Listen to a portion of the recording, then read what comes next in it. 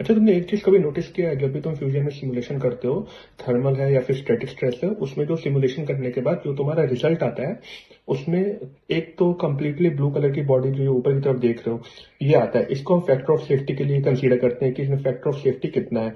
और जो दूसरा जो हमारा सिमुलेशन रिजल्ट है, मान लो आप यहाँ पे टेम्परेचर कर रहे हो, फोर्स कर रहे हो, स्टैटिक स्ट्रेस, थर्मल स्ट्रेस, कुछ भी कर रहे हो, तो यहाँ पे कलर्स देखो, यहाँ पे रेड कलर्स आते हैं, ब्लू कलर्स आते हैं, ग्रीन कलर्स आते हैं। तो इसका मतलब क्या होता है? तो बेसिकली इन कलर्स का मतलब होता है कि हमारा जो वैल्यू है वो कैसे डिफाइन हुआ है। मतलब रेड कलर जो है वो हाईएस्ट वैल्यू के लिए होता है, और जो ब्लू कलर है वो लोएस्ट वैल्यू के लिए डिफाइन होता है। तो कई बार हम क्या सोचते हैं कि जो हमारा जो रेड है वो सेफ है और ब्लू है वो अनसेफ है, या फिर वाइस वर्सा ऐसा होता है।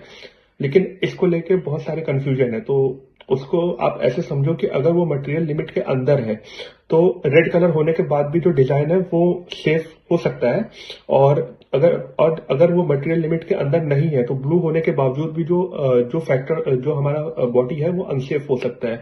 तो अगली बार से हमेशा जब भी सिमुलेशन करो तो नंबर्स देखो, और कभी भी ये मत देखो कि वो ब्लू है, ग्रीन है, रेड है या कुछ भी है। ठीक है? तो हमेशा याद रखो, always trust on the numbers, not on colors.